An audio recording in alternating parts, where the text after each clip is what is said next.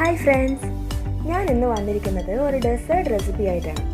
കുട്ടികൾക്കായാലും മുതിർന്നവർക്കായാലും ഇഷ്ടപ്പെടുന്ന ഒരു സ്വീറ്റ് ഡിഷാണിത്. അപ്പോൾ ഇതെങ്ങനെയാണ് ഉണ്ടാക്കാമെന്ന് നോക്കാം അല്ലേ. ഇതിന് വേണ്ടിയിട്ട് ഞാൻ കുറച്ച് വെള്ളം ഉപ്പ് ഇട്ടിട്ട് തിളപ്പിക്കാൻ വെച്ചിട്ടുണ്ട്. ഇപ്പോൾ വെള്ളം നന്നായിട്ട് തിളച്ച് വന്നിട്ടുണ്ട്. അപ്പോൾ ഞാനൊന്ന് ഫ്ലെയിം ലോ ആക്കി വെച്ചിട്ട് അരിപ്പൊടിയാണ് ഇവിടെ ഞാൻ എടുക്കുന്നത്. അപ്പോൾ ഒരു കപ്പ് അരിപ്പൊടി ഞാനെടുത്ത് ഒന്ന് ആ വെള്ളത്തിൽ ഇട്ടിട്ടുണ്ട്. എന്നിട്ടൊന്ന് വാട്ടിയെടുക്കുകയാണ് ചെയ്യുന്നത്. നമ്മളിപ്പോൾ പത്തിരിക്കൊക്കെ പൊടി വാട്ടിയെടുക്കില്ലേ, ആ ഒരു പരുവത്തിലാണ് പൊടി വാട്ടിയെടുക്കുന്നത്. അപ്പോൾ ഈ പൊടി നന്നായിട്ട് വാടി വന്നിട്ടുണ്ട്. ഞാനിത് കഴിഞ്ഞിട്ട് ഈ പൊടി ഒന്ന് വാടിക്കഴിഞ്ഞ് ഇപ്പോൾ ഫ്ലെയിം ഓഫ് ചെയ്തിട്ടുണ്ട്. അത് കഴിഞ്ഞിട്ട് ഒരു 5-10 മിനിറ്റ് ഞാനൊന്ന് അടച്ച് വെക്കുന്നുണ്ട്. ആ പൊടി ഒന്ന് സോഫ്റ്റായി വരാൻ വേണ്ടിയിട്ടാട്ടത്. അത് കഴിഞ്ഞിട്ട് ഈ പൊടി നന്നായിട്ട് അതായത് ഈ മാവ് നന്നായിട്ട് കുഴച്ചെടുക്കണം നമുക്ക്. അപ്പോൾ വെള്ളം കുറവാണെന്നുണ്ടെങ്കിൽ നമുക്ക് ആവശ്യത്തിന് വെള്ളം ഒന്ന് നനച്ച് കുഴച്ചെടുക്കാം. ഭയങ്കര ഡ്രൈ ആയിട്ടിരിക്കരുത് മാവ്. അതാ നമ്മൾ പിന്നെ ഓയിലൊന്നും ചേർക്കണ്ട കേട്ടോ. നമ്മൾ പത്തിരിക്കൊക്കെ ഓയിലൊക്കെ ഒന്ന് ജസ്റ്റ് ഒന്ന് തൊട്ടൊക്കെ അല്ലേ കുഴയ്ക്കുക, അങ്ങനെ വേണ്ട. കുറച്ച് ഇത്തിരി വെള്ളമൊക്കെ ഒന്ന് തൊട്ട് കുഴച്ചെടുക്കാം.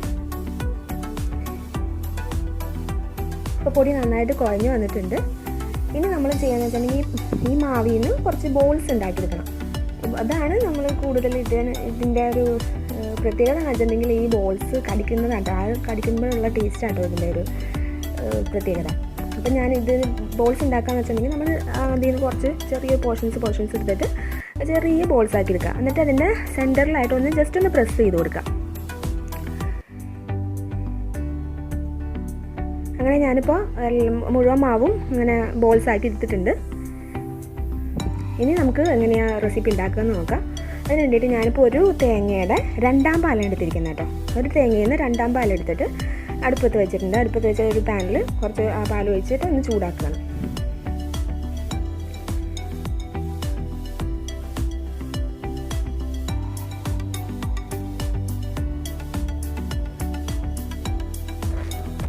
ആവശ്യത്തിന് ഉപ്പ് ചേർക്കാം.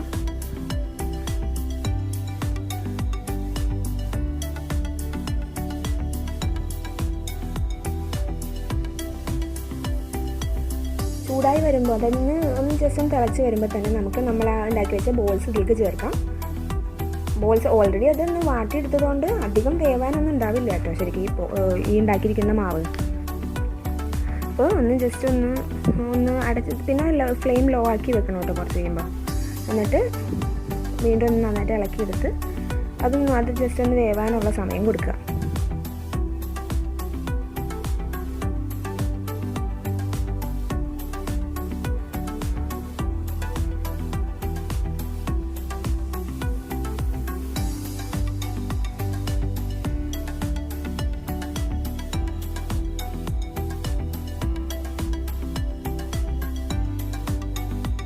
ഇപ്പോൾ കുറച്ച് നേരം കഴിഞ്ഞിട്ടുണ്ട്. അപ്പോൾ ഒന്ന് ജസ്റ്റ് വെന്ത് വരുന്നു എന്ന് നമുക്ക് തോന്നുന്ന സമയത്ത് ഞാനൊരു 200 ഗ്രാം ശർക്കര ഉരുക്കിയതാണ് ചേർക്കുന്നത്.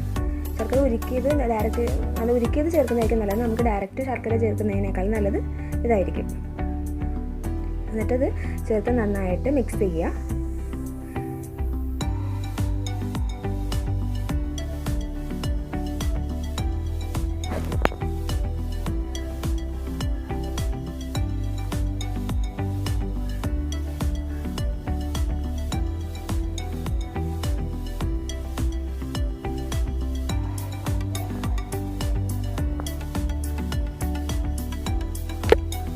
അപ്പോൾ നന്നായിട്ട് ഒന്ന് തിളച്ച് കഴിഞ്ഞ് വരുമ്പോൾ നമുക്ക് ഒരു പഴമാണ് ഞാൻ എടുത്തിരിക്കുന്നത്. നേന്ത്രപ്പഴമാണ് ഞാൻ ഉപയോഗിക്കുന്നത് ഇവിടെ. ആ പഴം ഒന്ന് നെടുകെ മുറിച്ചിട്ട് വട്ടത്തിൽ അരിയുക ചെയ്യുന്നത്. അങ്ങനെ എടുത്തിട്ട് ഒന്ന് ഇതിലേക്ക് ആഡ് ചെയ്യാം. എന്നിട്ട് പഴം ഒന്ന് വേവാനുള്ളൊരു സമയം വേണം. ഇനി ഇതിൽ നന്നായിട്ട് മിക്സ് ചെയ്യാം. ഇപ്പോൾ തന്നെ ഒരു ചെറിയൊരു കൺസിസ്റ്റൻസി ആയി വന്നിട്ടുണ്ട്. പക്ഷേ ഇനി പഴം നമുക്ക് വേവണം. അതിന് വേണ്ടിയിട്ട് ഇനി അടുത്ത് കുറച്ച് സമയം കൂടി കിടക്കേണ്ട ആവശ്യമുള്ളൂ. പഴം നമുക്ക് പെട്ടെന്ന് വെന്ത് കിട്ടുമല്ലോ.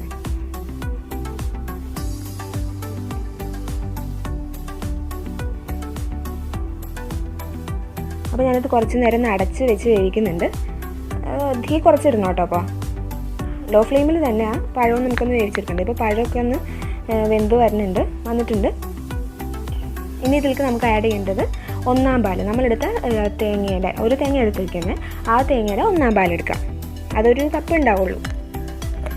ആ തേങ്ങ അതായത് 1ാം പാൽ ചേർത്തതിന് ശേഷം ഒന്ന് ജസ്റ്റ് ഒന്ന് ചൂടാക്കിയാൽ മതിയാവും. ചൂടാക്കി കഴിഞ്ഞിട്ട് നമുക്ക് ഫ്ലെയിം ഓഫ് ചെയ്യാം.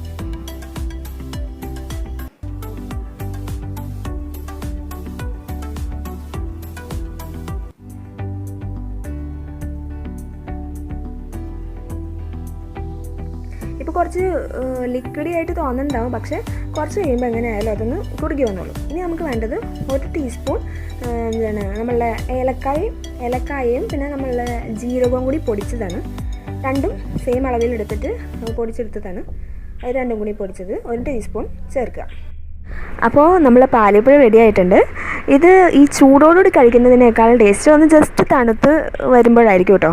അപ്പോഴായിരിക്കും അതിൻ്റെ റൈറ്റ് കൺസിസ്റ്റൻസി ഒക്കെ വന്നിട്ട് നമുക്ക് അതായത് ഒരു ചെറിയ അധികം കുറുകലോടെ ഇല്ലല്ല, എന്നാൽ ഒരു പായസത്തിൻ്റെ ഒരു കൺസിസ്റ്റൻസിയിലേക്ക് വരുമ്പോഴായിരിക്കും അതിൻ്റെ ടേസ്റ്റ് ഉണ്ടാവുക.